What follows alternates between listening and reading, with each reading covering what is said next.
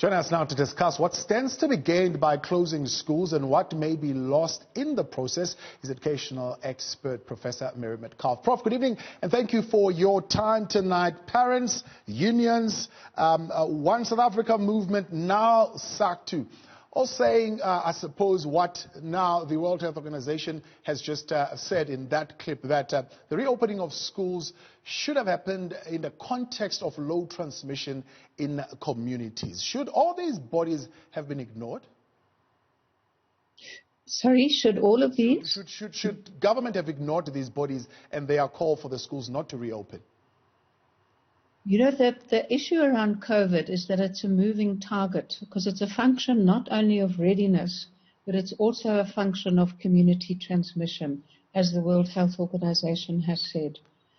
We need to be able to open schools by practicing all of the necessary health protocols in schools, but where we have schools that are functioning in context of high community transmission, the advice both from our own government and from the World Health Organization that in context of high community transmission, it may be better to delay the opening of schools.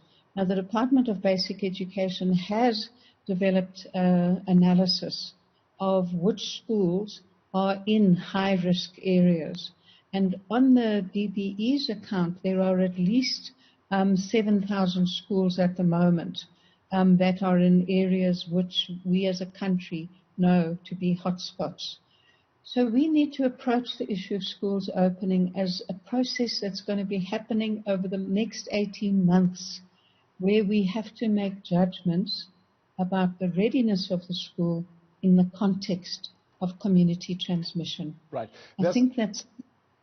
There's something to argue, Prof, that despite those best efforts which you are articulating and the focus on the hotspots, we really do need to admit that we will not be able to save this year's academic year. In fact, we should be looking at education in a completely different context, not in an artificial academic year, which, by the way, we set before we knew there was going to be COVID-19, but instead approach education in a different context altogether with the incorporating the pandemic into our planning.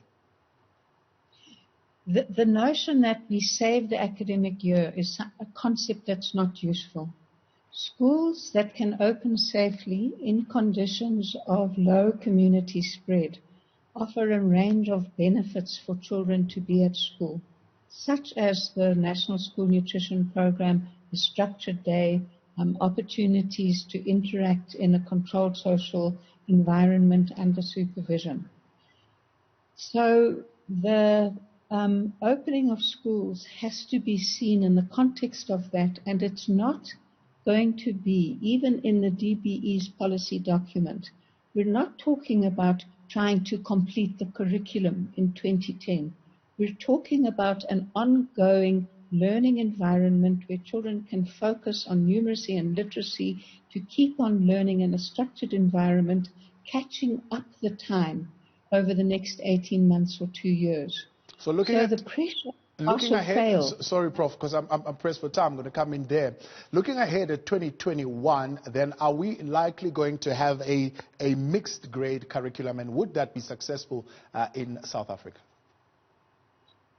We need to approach the end of 2020 not in a pass-fail thinking, but in an 18-month program and longer of covering the necessary concepts for pupils to carry on learning. Let's forget passing and failing. Let's focus on learning, on responding on where children are, and see the catch-up as a 2-year program. Are you hopeful that the Department of Basic Education will be able to navigate us through this right into 2021? The DBE's policy documents are clear on this issue.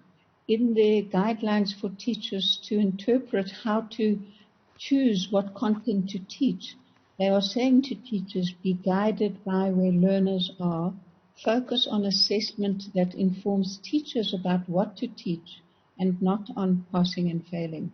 That's what the DBE documents are saying. Professor Mary Metcalfe, appreciate your time. Thanks for joining us tonight.